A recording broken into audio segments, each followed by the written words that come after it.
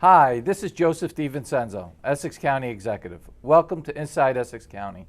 Today we have a special guest, Dan Savanti, who's our Director of Parks and Recreation.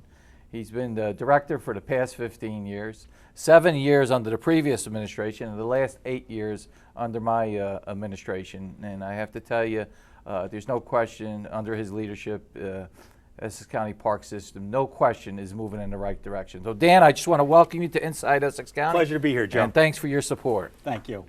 So Dan, let's talk about some of the projects that we're going on. One that I'm so proud of that's in the makings and it's happening is the Essex County South Mountain Recreation Complex. No question, Joe. That complex, we've taken it to a new area in our Parks and Recreation field. It is becoming a destination, not only here in Essex County, but throughout the state of New Jersey, where we're getting more and more visitors to our complex. Why did you actually change the name to the Essex County South Mountain Recreation Complex? I think the public needs to know. Well, Joe, I think many of us will realize that that area of the county has always been a recreation complex. Basically, we've looked at it from a branding point of view, and it includes now Turtleback Zoo, the Richard J. Cody Arena, our mini golf, and in the near future, our Boathouse restaurant. So that will really be the destination, just like if you were looking at Disney, it's a destination, and that's what we're here promoting in Essex County. So we don't want people just in Essex County, but we want people throughout New Jersey to know about the Essex County South Mountain Recreation Complex. Joe, I'll go even one step further and say this tri-state area. That's great. That's what we're shooting for. Absolutely. And it's quite obvious that with these numbers that we are getting with our attendance, we are definitely on our way there. Let's talk about the new mini golf. Well, Joe, I think we're all excited about that as we recently opened in September. We've had record numbers, and someone that has been there like yourself and monitoring the amount of play at our golf course, it is truly a great opportunity for kids. At least, you know, I think in this area, a lot of kids don't know what miniature golf's all about, and they're getting a new recreation learning experience. And the numbers have been very good as far as the amount of people that are participating. Revenue is very, very good. And as a matter of fact, we're looking forward to the next several days of warm weather to keep the facility up and running. We've been open less than 2 months. We've had over 13,000 people play mini golf in Essex County. Plus, we brought in revenue over $75,000 in less than 2 months. So we're excited about this venture. And this golf course, all the revenue that comes in is going right towards Turtleback Zoo. So it makes it exciting. Absolutely. Dan, the Boathouse, we have a new vendor there. Yes, we have McClune. Of course, that's Tim McClune, right here from Essex County, raised in Orange, New Jersey. Then have about 5 or 6 other establishments in the tri-state area. We're excited, Joe.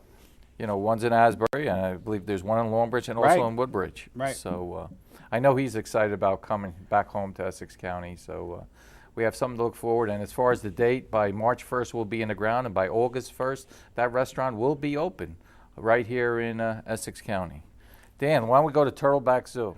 Well, Joe, it's that time of year again. Right. It's our Holiday Lights program, which will kick off Thanksgiving weekend, the day after Thanksgiving, on that Friday evening. And Joe, this year, under your leadership, due to your corporate donations that have come in, we're going to be offering our Holiday Lights this year free to the residents of Essex County. Free admission. Free admission, yes. And thanks to our sponsors such as Covanta, Coca-Cola, Prudential, and Public Service. This year we'll be sponsoring our Holiday Lights, and like Danny said, it is free. And because of the economy being as with today, we wanted to be able to offer something like this to our residents, to be able to take their family for a family activity, to enjoy the Holiday Lights at Turtleback Zoo. And Turtleback Zoo has had a great year this year. No, Joe, no question about it. Turtleback Zoo attendance numbers, revenue numbers have been truly outstanding. Many of the improvements the public has responded to, and if I might add, the Holiday Lights also gives you another perspective of the zoo, visiting the animals during the nighttime hours. Oh, that's great. You know, Turtleback Zoo, I'm one for numbers, Danny. You know, yes, we know that. We've done very, very well this year. We've had over 500,000 people to visit Turtleback Zoo, and as far as our revenue, it's over $3 million. And our zoo is the only zoo in the Northeast Coast that is self-sufficient. And we want to thank the public for coming out and being partners with us in this venture, because we knew back in 1995, when you became the parks director of the previous administration, they wanted to close down Turtleback Zoo. Correct, Joe. At that time, the zoo was not any way that it is today. And again, back to your leadership and the community coming together, and the support has been outstanding. So I can't take credit for Dan Savanti as far as appointing him as director of Parks and Recreation, but I have been supportive to you, Danny. under those years under the previous administration. And the last 8 years, there's no question you've done an outstanding job here in Essex County and moving our parks system along. Thank you, Joe. I appreciate it. So what are some of the other things that we have that we could talk about Well, here besides our holiday lights? Let's tie it right into our gingerbread contest, which is always a very successful program that we run at the Environmental Center. And I'll put a plug out there. The deadline for registration is November 29th. And we have to have your gingerbread house by the 6th of December at the site. And it's a great program for the kids. It's a great family activity, which we always look forward to. We have our holiday house tour starting on December 11th and 12th at Kips Castle this year, which again is a great family event to come out and see what the castle looks like during the holiday season. We're going to have an exciting time this year. No question about it. No question about it. I just want to thank you, Danny, for being on our show. You were a great guest. You continue to do a great job for the Essex County residents. And being a parks person, such as me, I appreciate the things that you have done. Like you say, Joe, it's about your team. About my there's team. No Congratulations, question about it. Dan. Working for you and our staff is really enjoyable time. Thank you. Thank you. Welcome back to Inside Essex County. Joining me now is my Deputy Chief of Staff, but also she's the Senator from, I believe, the 29th District? That's correct. Senator Teresa Ruiz. And she's been working with me when I was the Freeholder President and also as the last 8 years as County Exec. And she's been doing an outstanding job, whether it's Deputy Chief of Staff or as the Senator. And I just want to welcome you to our show, Senator. Thank you for having me. So, Senator, you know our plans. We've been talking about them for the last 8 years. We have an opportunity now to, we have 4 vocational schools, of course. We have North Tech, we have North 13th, we have West Caldwell, and also Bloomfield Tech. And we want to consolidate our school systems. We're going to keep North Tech there on, of course, down in Newark on West Market Street. Mm-hmm. And the other 3, Bloomfield Tech, West Caldwell, North 13th, we would like to close down them and consolidate and build one brand new school at New United Hospital, which sits on a parcel of land approximately about 7.8 acres of land. And you're play a major role in that, and you've been very, very supportive and very, very helpful to our vocational school kids in making this happen. And I just wanted to thank you, but also to hear some of your thoughts about that, where we're at this particular time as far as moving forward our plans. I think that when we talk about the Essex County Vocational School story, I've had an inside view as to what your vision was. When you were Freeholder President, you launched the campaign to get fair shares. First, it was to assure that we were getting accurate funding for curriculum dollars, and then really launching a second initiative to get our fair share reimbursement for construction costs. And I think that when we talk about vocational school systems in a curriculum that's so dynamic, because it has to meet today's challenges, that one of the obstacles that districts meet is the opportunities to really expand our facilities. And so that was a feat that you undertook, that the legislature embarked with you. We have a great opportunity to really get a percentage back that really makes it more feasible for the district to expand. But as we talk about expansion, it's both. It's a vision in two. So it's an expansion and it's a consolidation. But it'll allow us to really create a dynamic of a campus-like setting, and one that's going to have a state-of-the-art facility that will really meet the global economy, will really meet the challenge of developing a curriculum that is, beyond the century markers, and helps to really reassure that vocational schools have the types of facilities that are needed to meet today's needs. That's one of the things you talked about, and there's no way we could even be thinking about building the school is going back to 1995 when we had the press conference. We said we weren't receiving our fair share when it came to the curriculum. Right. And we did get that changed by law. And the other thing was just recently the bill that we got passed, thanks to your help and the legislators' help from Essex County and getting it passed statewide. Instead of receiving 48%, we now receive 90%, which makes us in a position to be able to build this new school. If we didn't get the 90%, there was no way we'd be in a position to do that. But this school that we built, all right, and we will be in the ground by next year, 2011, November, is going to cost approximately $100 million. It will not cost the county taxpayers $1, because this will be 90% will be funded by the state, and the other 10% will come by selling the other 3 schools, whether it be Bloomfield Tech, West Caldwell, or North 13th. So and we should make it clear to the viewers, when folks hear the tag of $100 million, they might be taken aback inside of the households. But when you hear the conversation statewide about what it's costing us to build schools, $100 million to consolidate vocational schools is a tremendous cost savings, without question. And Governor Chris Christie has been very, very supportive with us in the building of this new school, and him being from Newark and also being an Essex County resident. We're talking about closing 3 schools and building 1. If you were to build 3 separate schools, it costs you $100 million for each school. At least. So this way, there's a huge savings by consolidation. And when you consolidate, as far as the cost of running this new school, we're approximately saving about $7 million. So there's no question it's a win for the taxpayers, but also it's a win for our young people that with a new facility, with facilities that are needed in today's times. Absolutely. To help them find jobs, it's very worthwhile. I think that when we talk about the hot topic button issue, aside from budget, is education in the state. And we were talking about creating a cohesive component to really offer our students state-of-the-art facilities, state-of-the-art curriculum, excellence in education, the best quality teacher. When we talk about that, vocational schools really has to take a seat at that table. We have to prepare our students for a greater and a bigger global economy, one that when they leave out, if they want to go on to a higher institution, of course we support that 100%, but that we're also creating curriculum and agendas that will make them really part of a viable workforce that exists today. I think that one great asset is, particularly for the city of Newark, is that once again, under your leadership, we're going to take an area that has been an eyesore to a community for at least a decade.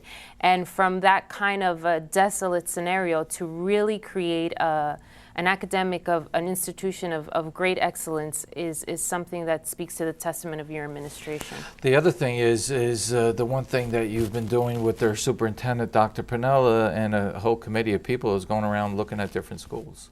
We had the fortunate pleasure of going into Pennsylvania, and we visited 2 institutions. And I think that what was important for both the teachers and the academic individuals or components of the vocational school, as well as the people who will be in charge of really laying out the bricks and mortar, is that we had an opportunity to see what works, what kind of blended space, what kind of space can we create that really is what we will know as today a state-of-the-art facility, but one that won't really shut down in 10 years. So what we build should be something that really is fluctuating and dynamic in space, so that 10 years from now, when none of us are here and there are other people leading the charge, that the student that's sitting in the classroom has the best benefit of the building. We're very, very lucky here. I mean, I'm very lucky in this county executive to have Teresa to be our deputy chief, but also her being the center has been very helpful. And one of our committees, which I'm very, very proud of, she's the chairperson of the Senate Education Committee. So we're in good hands here in Essex County, and I know our young people that attend our vocational schools are in good hands. So I just want to thank you. I appreciate that. Thank you. Travel advisories to small business loans, government car auctions to finding a new job. To get information, go to the official source, usa.gov. This year, Essex County started with a year of enthusiasm, excellence in education with our vocational school system Convocation Day. I made a commitment to here that I wanted to make this school system the #1 school system in the state of New Jersey. And there's no question in the last 4 to 5 years, we are on our way. Besides, getting that National Blue Ribbon Award at Bloomfield Tech, Principal Caffelli being honored nationally throughout, our kids are doing much better than other school systems throughout, not only the county, but throughout the state. We have something very, very special here. But it's only because you have a great team. One of my favorite movies is the original Karate Kid. I make our students watch it periodically because it says something about the relationship between teacher and student. And it's a special opportunity, a special relationship, and we celebrate that today because we begin a new school year during which special relationships will be created between you, teachers, and those young people that are entrusted to your care in whatever discipline it is that you are instructing them. The most important role that any of us can play, whether it's as parent, teacher, or as teacher in a school, or teacher on an athletic field, is that role of instructing those who are entrusted to us in the ways of living a productive and a healthy life. For the students, I want to continue with where we started off. Last year's seniors graduated at 100% proficiency on the HESPA in language arts and 88% in mathematics. In the year prior, we were at 98% proficiency in language arts and 88% in math. So we've done extraordinarily well over the past 2 years, but now as I'm going to tell them tomorrow and as I'm going to tell the staff in a little while today, I want us to be at 100% proficiency in both language arts and mathematics, which demonstrates that our students have achieved mastery in both subject areas. So not that everything we do is centered around that test, but that test is important in terms of them being able to graduate and meeting those high school graduation requirements. So I'm looking for 100% of proficiency across the board. We're special because we get involved. Community service is a key component of North 13th Street. In addition to that, North 13th Street was one of the only vocational high schools in the state and the country to be selected by the National Staff Development Council under the Learning School Alliance to be a model school. So we are a model school not only for the district, for the state, but for the country. And that's a special tribute to our staff and our students. I'm happy to say it is a family. As a graduate of Bloomfield Tech, class of 1981, feel that I'm right back at home, and that builds into that family feeling that we try to incorporate in the building. And that's part of the reason we have been successful. The teachers care about the students' learning, and that plays into the students wanting to achieve even more. We're excited about this year because we've opened up 2 new shops, digital communication, and the horticulture shop is now we follow a case model. So that's exciting from the shop side. From the academic side, I have an educational technology person to support all the math and language arts and even shop teachers. You know, his responsibilities is educational technology. Joining us today in studio, we have 2 dynamic individuals from Bloomfield Tech. Introduce yourselves. Well, hi, I'm Sharice Key, and I'm a senior. And I'm Karaya Dawson. I'm also a senior. So we heard a little bit from your principals and some of the academic individuals who really lead our institution. So we wanted to take an opportunity to bring you into the studio and really hear from the core base, and that's our students. You've been at Bloomfield Tech 4 years apiece? Yes. So Karaya, tell me a little bit about your experience. Well, it's been great. I don't think I would want to be anywhere else. I've had a lot of experience here. I've met a lot of good people. I have great teachers.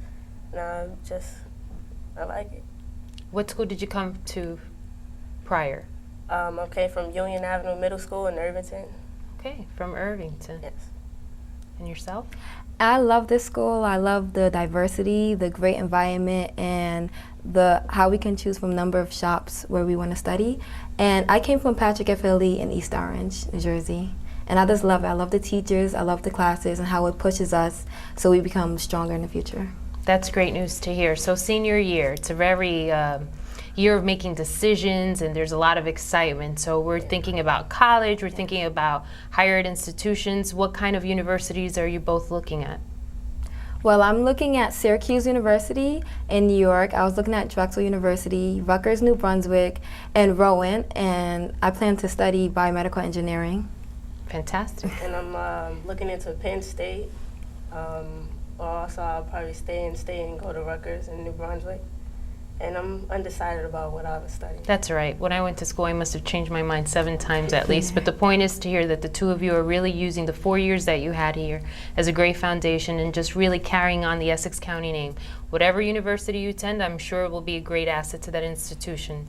So senior year, proms and clubs and activities and sports. Talk to me a little bit about what you've been involved in the last 4 years, what kind of student engagement opportunities you've been a part of. Well, I am a member of the National Honor Society, and I've been a member of FBLA when it was here from 9th grade to 11th grade. And also I've been part of DECA, STAN, Amnesty, and many other things. I've been, I helped orphans give gifts during the Christmas, and I've done a lot of things around the school. How about you? I've been a member of the girls basketball team all 4 years. I'll probably be captain this year. All right, great news. Thank you. Does that mean you're going to lead us to another championship? I'll try to. You heard it here first. I've been nominated to be participating in National Honor Society, so I'm tutoring, try to get my community service for that. I'm treasurer of the student council, and I also participate in our senior class meetings. So sounds great. So it looks like this facility, which is a blue ribbon facility, and it's a great endowment to really get from the federal designation. It's kind of like the Academy Awards of designees for the best institutions across the state. So you heard the county executive say earlier that although the both of you will not have an opportunity to really grace the halls of a new building, but what could the promise of a new academic facility offer the students that are coming up after you? I feel it can offer more diversity since there's students coming from different backgrounds. There's students coming from Newark, East Orange, and Irvington. So the buildings being combined together, it can definitely offer new diversity, more number of teachers, which is always good, and a more variety of the shops we can pick, the shop classes we can pick, definitely. Yeah, and I think it would be a good opportunity for everyone to expand because, you know, being in such a small school, we all know each other, so now we'll have more experience with other people that are around us. It sounds great. So here we are in Essex County with two dynamic individuals, two seniors who'll be leading the charge and certainly putting Essex County first in the next 4 years in that chapter of your history, but most importantly, a testament of what our teachers and our administrators do right here in our vocational school system. Thank you very much for joining us. Thank you. I always pay more than the minimum balance on my credit card. I just opened an education IRA for my kids. I never invest more money than I can lose. How are you saving for your future? Find out more great ways to save for your future and choose to save. Welcome back to Inside Essex County. Joining me now is Deborah Collins, our Director of Small Business Development. Welcome, Deborah, to Inside Essex. Thank you, Joe. It's a pleasure to be here. Deborah, why don't you inform our public what you've been doing for the last 5 years and your responsibilities in reference to being the director of this small business program? Actually, my area of responsibility spans 3 segments. The first is small business development. I'm also the affirmative action officer for the county, and I spend 1/3 of my time as the executive director of the Essex County Economic Development Corporation. And we have a very aggressive agenda, as you know, Joe. We have made many strides in this arena. For example, we're the first and only county ever to have conducted a disparity study to determine whether or not small women and minority business owners get their fair share of contracts with the County of Essex. And you didn't think I would do that either. Not at all, not at all. I tell you, it was such an ambitious and courageous thing to do for a host of reasons. Typically, when corporations conduct studies, or morale surveys, if you will, they fail to set up a plan of action to address the issues that arise. But Essex County is completely different in that regard with you as the leader. And I'll tell you, we have not only established a plan of action to address the disparities that the study demonstrated, we have begun to exceed our own expectations in many ways. We are also the first and only county ever to launch an Essex County Bonding Readiness Program. We are in partnership with the Surety and Fidelity Association of America, based in Washington, D.C., and together we run a program that spans an 8-week period. The reason that we've done this is because through the disparity study that we did do, we found that there was problems in this area as far as small business to be able to compete. And one of the things that they were lacking was this bond readiness. They needed to get bonding to be able to bid for these jobs. Absolutely. And we found out that was a major problem. This is one of the things that you've taken on head on as the director here, to making sure these small businesses have the opportunity, just like these other people throughout, to be able to compete. Absolutely, absolutely. And one of the things that we were able to get through Senator Bob Menendez was a grant from the federal government. And that's about the program that you're running now, as far as making it open to small businesses and to educate them how they can go about getting their bond readiness. And that's what you've been talking about. County Executive Joseph N. DiVincenzo Jr. is certainly a trailblazer. He was the very first county executive, and still the only one, to have the courage to ensure that we would have a plan of action to position small women and minority business owners to compete successfully for county contracts. The opportunity that begins in this process. You know, as the county executive said, if you don't have a bid bond, you cannot bid, which means you can't ultimately get access to the opportunity to do work. And if you don't have a performance bond, you can ultimately move the next step because you can't guarantee that you will perform as you are supposed to under the bid that you applied for. So they're essentially doors of opportunity, gateways to the opportunity to have access to the business and therefore to grow. You're an exemplar of the success of this joint program. And what's key to this program is the quality of our local partners. And I must say that the people that I've worked with in New Jersey, particularly Stuart and her staff and the county executive, are the best example of the way in which this program should work. And I thank you for that opportunity.